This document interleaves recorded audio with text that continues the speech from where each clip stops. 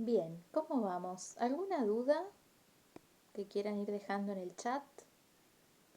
Ya vamos a retomar con los juicios, ¿sí? Y también una primera aproximación respecto de cómo ir trabajando, ¿sí? El temita de los juicios, que es bastante frecuente, no solamente en los ámbitos laborales, sino también en el día a día, ¿no? De nosotros los humanos. Eh, bien, entonces vayamos, ¿sí?, a hablar un poco sobre ellos, ¿m? Sobre estos famosos juicios, ¿sí? ¿Qué son los juicios? Bueno, en principio vamos a decir que los juicios son interpretaciones de la realidad, ¿sí? Lo cual quiere decir que cuando uno emite, ¿sí?, un juicio, lo que uno hace es hablar, ¿sí?, acerca de la manera en la que uno ve el mundo, ¿sí? Un juicio no deja de ser una opinión, nada más y nada menos, ¿sí? Es decir, que los juicios no son descriptivos, ¿sí? Es decir, no están en el mundo de las afirmaciones y no se corresponden a los hechos, ¿sí? No hay testigos ni pruebas y vienen básicamente, ¿sí?, se han creado en nuestra propia historia personal, ¿sí? O los hemos aprendido también de generalizaciones, ¿sí? Por eso nosotros decimos que un juicio en realidad no es verdadero ni falso, sino que más bien un juicio puede ser válido o puede ser inválido, ¿sí? Un juicio es válido si al emitir el juicio, ¿sí?, la otra persona a la cual yo se lo emito tiene la misma manera de concebir la realidad que yo, ¿sí? Es decir, ustedes ahí tienen un ejemplo que es bastante frecuente de escuchar en los pasillos, ¿sí? Esto de que nadie tiene en cuenta la opinión de nadie en esta empresa o en esta organización, ¿sí? Nadie tiene la opinión de nadie, es una generalización, ¿sí? Es como que yo les diga, bueno, todos los hombres son iguales, todas las mujeres son iguales, ¿sí? O que es muy famoso de que los peronistas no agarran la pala, ¿sí?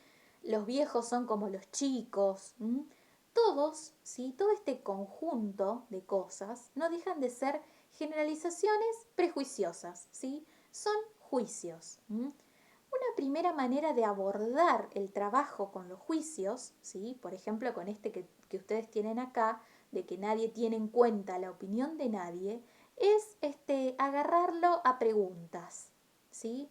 Una manera muy particular de empezar a trabajar con esa visión que tenemos tan arraigada de las cosas es matando las preguntas, ¿sí? Es decir, si alguien dice que nadie tiene en cuenta la opinión de nadie, bueno, empecemos a preguntar, ¿quién es nadie? ¿Sí? Tu jefe, tu compañero, el supervisor, el dueño, el gerente, el núcleo operativo, ¿sí? ¿Quién es ese nadie que no tiene en cuenta la opinión de ese otro nadie? ¿Y quién es ese otro nadie, ¿sí?, del cual el primer nadie no tiene en cuenta la opinión? Vamos a empezar, ¿sí?, separando por partes. Es decir, vamos a tratar de llegar, ¿sí?, hacia lo hondo, para tratar de descubrir en realidad qué es, ¿sí?, detrás de qué hay detrás de este juicio, ¿sí? ¿Qué hay detrás de decir nadie tiene en cuenta la opinión de nadie, ¿sí? O de decir que, no sé, Laura, como tienen ustedes acá, es la mejor escritora de todo el departamento, ¿sí? O decir que a los peronistas no les gusta agarrar la pala. Bueno, ¿qué es agarrar la pala? ¿Qué sería? ¿En qué consistiría? ¿Sí? Consistiría, por ejemplo, ¿sí?, en que yo me tenga que venir a trabajar igual aunque esté enfermo, porque si no, no estaría agarrando la pala, ¿sí? ¿Cuál es la noción que hay detrás del trabajo en todo caso? ¿Sí? Detrás de ese famoso agarrar la pala. O detrás del todo los hombres son iguales. ¿Todos? ¿Sí? ¿Cómo sabes que todos son iguales? ¿Trataste con todos? ¿Sí? Y en todo caso, ¿qué es lo que esos todos tienen en común? Que a vos te hace decir que son todos iguales. ¿Sí?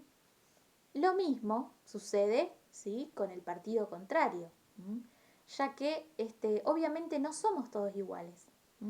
Podemos compartir, ¿sí?, algunas miradas, algunas acciones, algunos valores, ¿sí?, pero esto no quiere decir que haya detrás de eso una igualdad, de todos modos. Algo muy importante cuando uno emite un juicio también es resaltar el compromiso, ¿sí?, que yo asumo cuando emito un juicio. ¿Sí? Cuando el juez dice que la persona que se está juzgando es inocente, ¿sí?, eh, ha emitido, ¿sí?, algo con lo cual se tiene que comportar acorde. ¿Por qué? ¿Sí? Básicamente porque no puede decirle a la media hora, no, me arrepentí, vos no sos más inocente y tenés que volver. ¿Sí? Cuando uno hace un juicio, del juicio que a ustedes se les ocurra, ¿sí?, uno tiene que asumir el compromiso de lo que está diciendo. ¿Sí? Tiene que poder decir, sí, yo pienso, ¿sí?, por ejemplo, que todos los hombres son iguales. ¿Sí? Y no me voy a correr de ese lugar.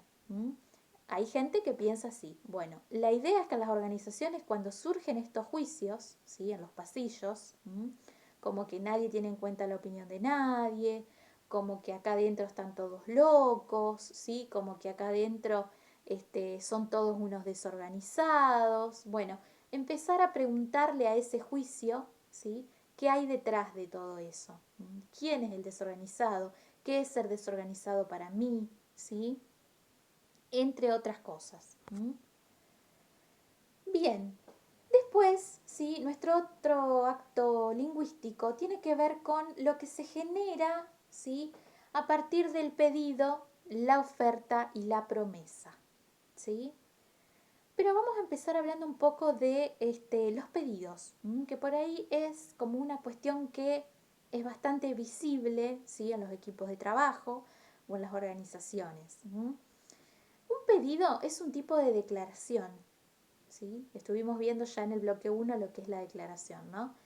Pero el pedido es un tipo particular de declaración en la que yo le solicito a otro, ¿sí?, que me dé su aceptación, es decir, que me haga una declaración de sí.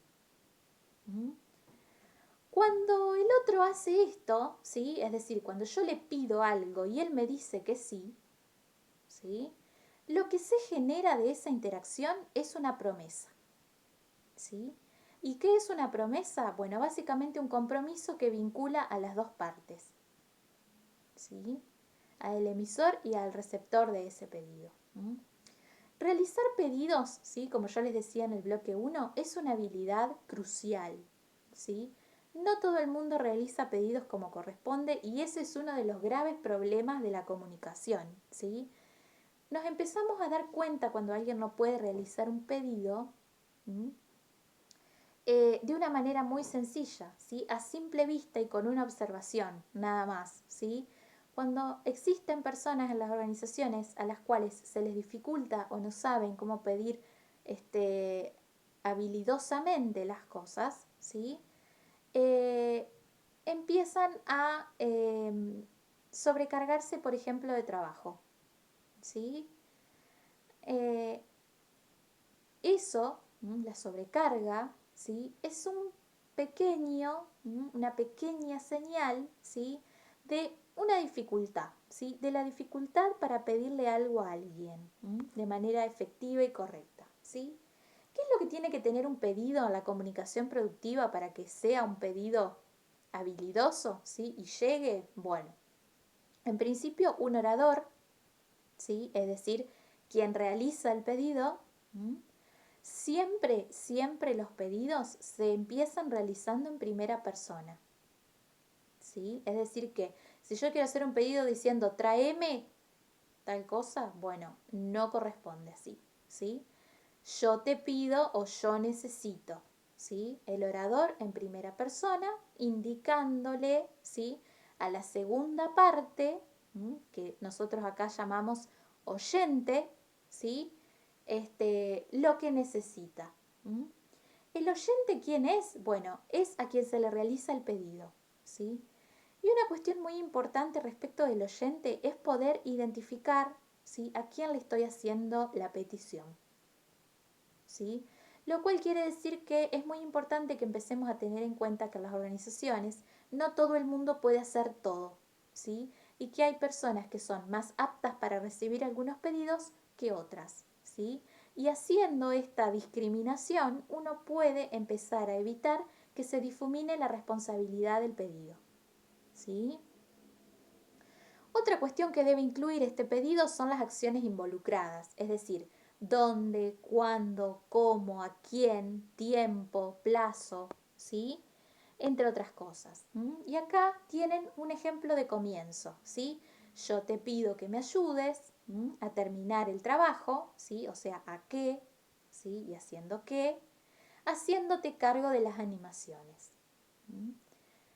Y la parte que yo les comentaba hoy, que muy pocas veces solemos tener en cuenta y obviamos, ¿sí?, que también forma parte del pedido y debemos incluirla, ¿sí?, son las condiciones de satisfacción. Es decir, ¿qué tiene que pasar para que yo me sienta satisfecho después de realizar ese pedido y cuando lo reciba? ¿Sí? En el ejemplo que ustedes tienen acá, que las animaciones sean tridimensionales, ¿sí? Entonces, si nosotros tenemos que utilizar todos estos ítems, ¿sí?, para el ejemplo que tenemos acá, yo te pido, ¿sí?, a vos que me ayudes, ¿sí?, a terminar el trabajo para mañana, haciéndote cargo de las animaciones, las cuales preferentemente, ¿sí?, necesito que sean tridimensionales. Esto es un ejemplo de un pedido bien realizado, ¿sí? Pero, ¿qué va a pasar? ¿Sí? Este es el pedido, ¿sí?, de mi emisor realizándolo, ¿sí?, al oyente. El oyente, ¿sí?, como este es un acto comunicativo productivo, ¿qué puede hacer? Puede aceptar, ¿sí?, me puede decir ok, puede declinar, ¿sí?, puede decirme no, ¿sí?, puede contraofertar y decirme, no sé, te propongo traerte una parte hoy y mañana los dibujos tridimensionales, ¿sí? Confírmame. O puede posponer, ¿sí? Puede decir, no creo llegar para mañana, ¿qué te parece si te lo traigo para el viernes? ¿Sí? Estos son modos de respuesta a la posible petición. Ahora bien, hay dos cosas que pueden pasar, ¿sí?, cuando uno realiza un pedido también y que tiene que estar alertas, ¿sí?, que son los supuestos de obviedad y los supuestos de competencia, ¿sí? ¿Qué es esto del supuesto de obviedad? Bueno, no explicitar aspectos porque supongo que el otro sabe, ¿sí? Hay que trascender esto, ¿sí? Yo no tengo que suponer que el otro sepa nada. Yo no tengo que, con mi pedido, dejar a duda de que el otro fantasee algo, ¿sí? Tengo que ser concreto. Por ejemplo, ¿sí?, yo puedo suponer que el tipo me va a entregar el trabajo, la animación digital, y resulta que me lo trae impreso, ¿sí? Y este altercado se da, ¿por qué? Porque yo en el pedido no explicité, ¿sí?, que lo necesito en formato digital. Y por su lado, ¿sí?, el supuesto de competencia lo que va a dictar es que cuando realizamos un pedido, nosotros muchas veces creemos que la persona es la competente para realizarlo. Y acá vuelvo un poco a lo que decía hoy más temprano. Tengo que poder identificar bien, ¿sí?, a quién le voy a hacer el pedido que quiero hacer, ¿sí? Es decir, evaluar la competencia que tendrá esa persona a la cual se lo voy a hacer para poder realizárselo, que se transmita, que se entienda y que se acuerde y que por lo tanto, ¿sí?, pueda ser un pedido dictaminado y resuelto de forma productiva, ¿sí? ¿Se entiende?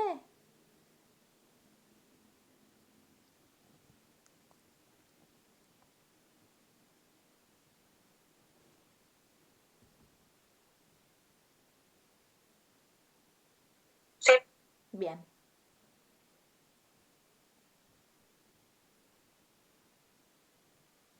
Perfecto. Entonces, ¿sí? Eso respecto del pedido. ¿Qué pasa con la oferta? ¿Sí? La famosa oferta. Bueno, ¿qué implica hacer una oferta? ¿Y por qué tantas veces se dificulta esto? ¿Sí? Hacer una oferta implica que yo le ofrezca al otro algo que yo pienso que le puedo dar. ¿Sí? Es decir, que en última instancia la oferta también se relaciona con el valor que nosotros nos damos a nosotros mismos. ¿Sí? Lo que vamos a empezar a observar con las personas que tienen particular dificultad para ofrecerse, ¿sí? Esto se ve mucho también, ya vamos a ver cuando veamos currículum vitae o entrevista laboral, se ve mucho en las entrevistas.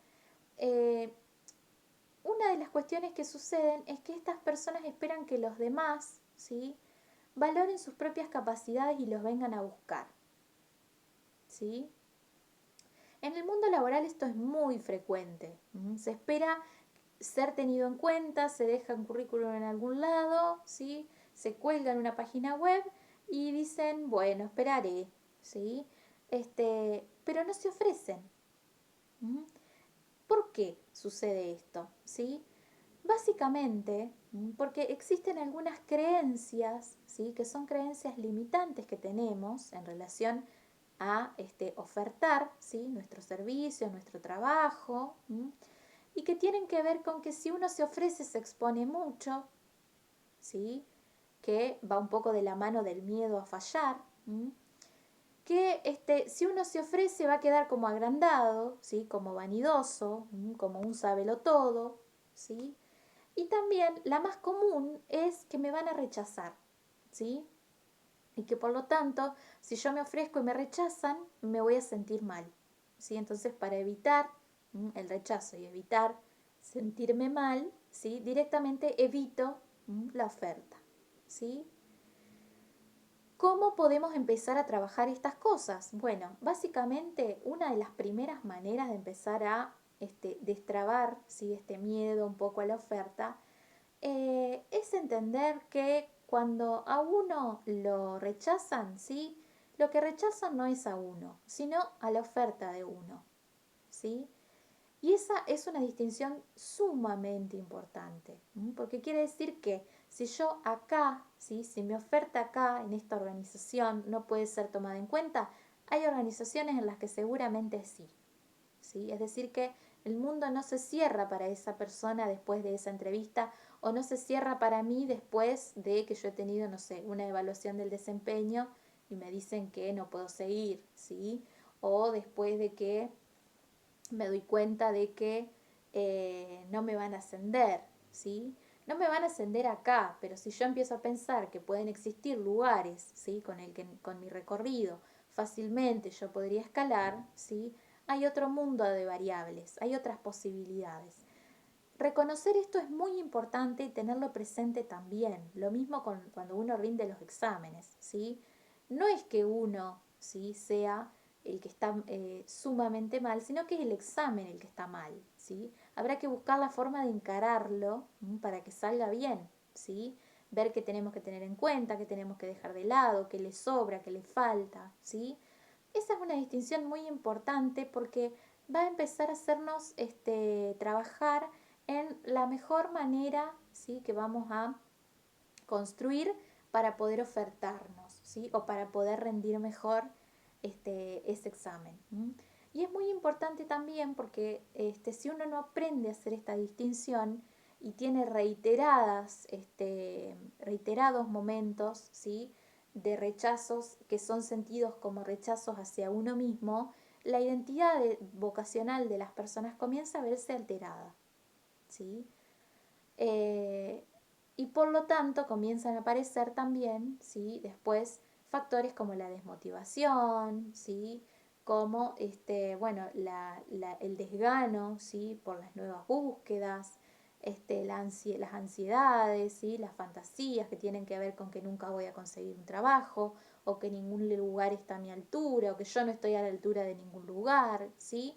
Poder discriminar entre la oferta que yo hago y trabajar para mejorar esa oferta de mí como persona, ¿sí? es un requisito indispensable. ¿Mm? Bien, ¿se ha entendido más o menos? Ahora la idea es empezar a mirar, ¿sí? Cómo podemos ir identificando cuando hay fallas en la comunicación, ¿sí? ¿Qué es lo que pasa cuando hay fallas en la comunicación? Bueno, ustedes van a empezar a observar en las organizaciones algunos fenómenos tales como la falta de colaboración, es decir, la gente se corta para su propio lado, ¿sí? Se coordinan mal las actividades, de repente, ¿sí? Alguien dijo algo y se superpuso con otra cosa, ¿sí? Cuando no se comprenden los contextos adecuados para las actividades, ¿sí? Eh, Comunicar adecuadamente, ¿sí? Las funciones y las responsabilidades de cada uno es muy importante, ¿sí? Y poder revisar de qué manera uno lo hace también, ¿sí? Eh, Cuando surjan malos entendidos, una manera también de trabajar productivamente es poder quedarse un rato más y aclararlos, ¿sí? Y en lo posible, tratar de trabajar mucho la disminución de las conversaciones en los pasillos, ¿sí? Porque muchas veces estas cosas comienzan, ¿sí? Porque alguien entendió algo y se lo contó a otro en el pasillo y ese otro se lo contó a otro en la otra oficina y en el otro área, ¿sí? Entonces, tratar de que, bueno, si nos vamos a reunir en el pasillo sea para algunas cuestiones que no tengan que ver con generar, ¿sí? Estos, estos espacios, ¿sí? Donde el malentendido está a la orden del día. ¿Mm? Bien, ¿qué medios tenemos para comunicar? ¿Sí? Ustedes saben que en las organizaciones hay múltiples, como en la vida misma, medios para comunicar. Y ustedes, cuando vayan a profundizar la, la lectura, ¿sí? En el PDF, van a encontrar que cada uno de estos medios, ¿sí? Tiene sus ventajas y también tiene sus desventajas. Y que acorde a lo que tengamos que comunicar, ¿sí? Vamos a tener que escoger el que sea más propicio, ¿sí? Tenemos la comunicación escrita que se puede dar mediante boletines, ¿sí? Mediante mails, mediante cuadernillos, ¿sí? Lo que tiene la comunicación escrita es que básicamente lo que hace es amontonar muchísimo, lo que tiene de mal, ¿sí? La comunicación escrita es que amontona muchísimo papel que nos podríamos ahorrar, ¿sí? Y otra cosa que tiene de malo es que también tarda, ¿sí? En la persona que recibe eso, tarda en comunicar el feedback, ¿sí? Al respecto de lo que ha recibido, ¿sí? Un pro, ¿sí? Que tiene la comunicación escrita es que, bueno, nos puede servir como documentación legal en todo caso y frente a algunas cuestiones, ¿sí? Nos sirve de respaldo. La comunicación oral, lo mismo, ¿sí? La comunicación oral suele ahorrarnos, ¿sí? Esta cuestión del papel y suele tener un beneficio también, que es el beneficio de que yo en mi interacción, ¿sí? Con el receptor me voy dando cuenta de que si se ha entendido o no se ha entendido, ¿sí? Después tenemos la comunicación no verbal. La comunicación no verbal también es sumamente importante y también tiene sus pros y sus contras porque puede llegar a confundir, ¿sí? Al receptor. Ya vamos a tener una clase específica, por eso no me voy a meter mucho ahora, sobre comunicación no verbal y nuestra comunicación interna en el área, que obviamente tiene que ser lo más democrática posible, ¿sí? Y con el mayor empleo de los actos lingüísticos posibles. Eh, Bien, hoy en día, de todos modos, se están utilizando muchísimos medios, ¿sí? En las organizaciones para comunicar las cosas. Fíjense que ya hay algunos que hacen posteos de Instagram, ¿sí? Que hacen reels, y se mandan, ¿sí? Desde recursos humanos con determinadas, bueno, agendas, reuniones, ¿sí? Mediante este formato que es un formato más de poner el cuerpo, de actuar, de simular, ¿sí? Digo, Hoy hay muchas maneras, ¿sí? También desde lo digital de poder llegar al otro, ¿sí? Y estas maneras no quedan por fuera de las organizaciones, ¿sí? A esto es a lo que voy. ¿No? Hoy, por ejemplo, este medio que estamos utilizando nosotros, el Meet, ¿sí? Ha sido una plataforma que para las organizaciones ha servido muchísimo, por ejemplo, en el momento de la pandemia, ¿sí? Cuando no se sabía muy bien qué herramienta usar, todos empezaron utilizando Zoom, ¿sí? Después, como el Zoom estaba, bueno, medio corto, se fueron a Meet, ¿sí? Pero fíjense cómo eso también irrumpe, ¿sí? En los modos de ser y de hacer, ¿sí? Que tienen las organizaciones y las personas que las conforman. Teniendo en cuenta también, ¿sí? Y para ampliar un poco el concepto de organización que nosotros vimos en la clase número 1, que las organizaciones son, ¿sí? Como dice Flores, redes de conversaciones, ¿sí? Las organizaciones son redes de conversaciones, ¿sí? Y los límites de las organizaciones son límites lingüísticos. Es decir, nosotros sabemos mediante declaraciones, por ejemplo, de sí o de no, cuándo pertenecemos, cuándo no pertenecemos, ¿sí? Cuál es nuestra responsabilidad, cuáles no son nuestras responsabilidades, ¿sí? Entonces, la comunicación, ¿sí? Y la conversación, ¿sí? También forma parte de ese concepto de organización, ¿sí? En tanto incluye o excluye, este, personas, ¿sí? Áreas, y en tanto también formamos, ¿sí? Con ellas, los seres humanos, un vínculo, ¿sí? Desde que nosotros entramos a trabajar en determinados lugares y hacemos una declaración de sí, desarrollamos, ¿sí? Ese vínculo que se llama trabajo, así como hay otros tantos vínculos, ¿sí? Amistad, amor, no sé, paternidad, todo lo que a ustedes se les ocurran. El trabajo es uno más, ¿sí? Entonces, comunicacionalmente trabajar ese vínculo también es muy importante, así como es importante trabajar la comunicación en todos los vínculos, quiero decir, pero sí teniendo en cuenta estos aspectos en el campo laboral, ¿sí? La idea es que los equipos sean equipos mucho más productivos y que tengan, por supuesto, también en mente, ¿sí? La concreción de objetivos mediante esta eficacia y esta eficiencia de la que hablábamos al inicio también de las clases. Bien, entonces, mañana vamos a hablar un poco sobre esta escucha reflexiva y este habla productiva, qué es lo que debe incluir, porque esto también está dentro del modelo de la comunicación productiva, ¿sí? Y vamos a empezar a trabajar el clima, en el cual la comunicación está íntimamente relacionada porque influye y muchísimo, ¿sí? Em, Ahora, ¿sí? Ni bien terminemos la clase, yo les voy a dejar en el WhatsApp, porque en el Drive ya está subido, la actividad número 3, ¿sí?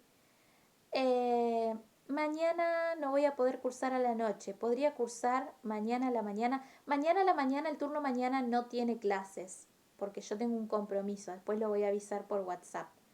Pero sí, yo a ellos les voy a proponer recuperar la clase en algún momento, ¿sí? Así que vos podés decidir si querés recuperar la clase con ellos después otro día, ¿sí?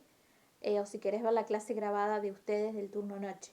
Yo también les sugerí igual a la gente de la mañana que si quiere venir a la noche, venga a la noche, ¿sí?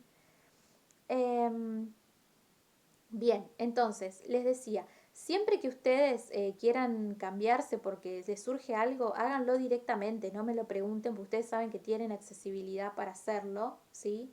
Yo ya dejé los enlaces son todos abiertos, ustedes pueden venir a la reunión, retirarse, ¿sí?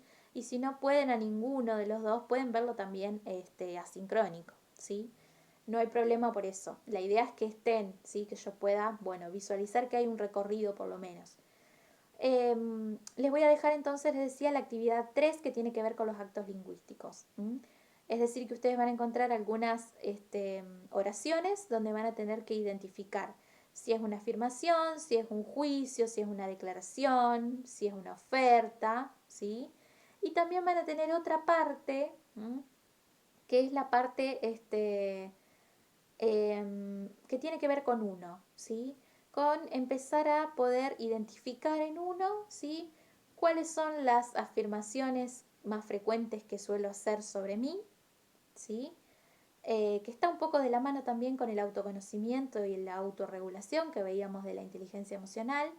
Qué juicios, ¿sí? O qué prejuicios a menudo y cuán válidos o inválidos son, ¿sí? Entre otras cuestiones, algún que otro pedido que puedan esbozar que van a realizar, ¿sí? En alguna situación real o hipotética de sus vidas. La idea es empezar a ejercitar este lenguaje, ¿sí? Esta comunicación productiva a partir del empleo del lenguaje generativo, ¿sí? Como posibilitador, creador, ¿sí? De realidades distintas.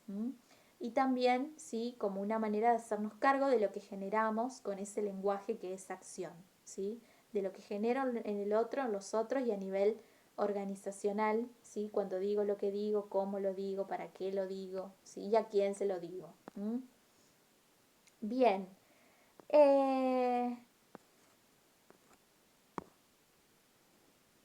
¿Algún comentario, alguna duda en particular sobre lo que venimos recorriendo? Mañana vamos a entrar con el clima. De la teoría de la comunicación humana y las 5 leyes. Ahí voy sobre la teoría de la comunicación humana. Que se identificaron. ¿Qué aplica para lo que estamos viendo? ¿Con teoría te referís a los axiomas?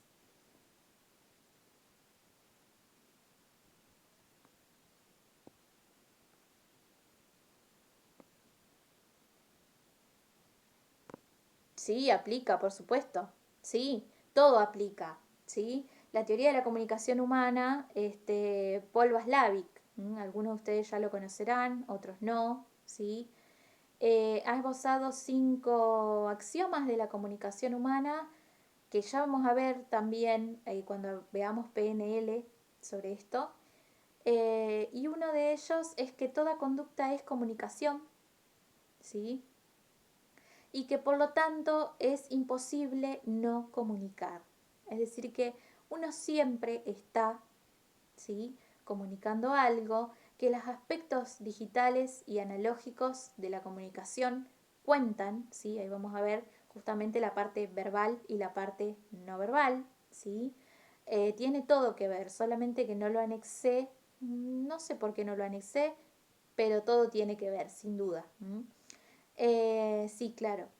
Vamos a ir viendo, dependiendo ahí del tiempo con PNL también, vamos a ir retomando algo de esto. Es muy interesante el trabajo de Watzlawick en relación a la comunicación. Pero eso es ya una cuestión bastante obvia, ¿sí? Hoy se sabe que hasta los silencios comunican, ¿sí? Y lo importante que es muchas veces también el timing, el famoso timing en la comunicación, es decir, saber cuándo uno va a callarse o saber cuándo uno tiene que hablar, ¿sí? Porque muchas veces hay momentos en los que no habría que callarse, ¿sí? Para que el acto prosiga, y hay momentos en donde sí hay que callarse. Depende, ¿sí? De la puntuación de la secuencia de los hechos. Eh, bien, entonces, ahí estoy yendo al chat. A ver. Entonces, ya tienen en el Drive ustedes las clases 11 y 12, no, 10 y 11, ¿sí? Son las que versan sobre estos temas que estamos mirando hoy y mañana, ¿sí? Y la 12 que es clima organizacional. Vamos a empezar a ver cuáles son las dimensiones que atañen al clima, qué es el clima y qué tendríamos que ver nosotros con eso, ¿sí? Cómo nosotros tendríamos que trabajarlo.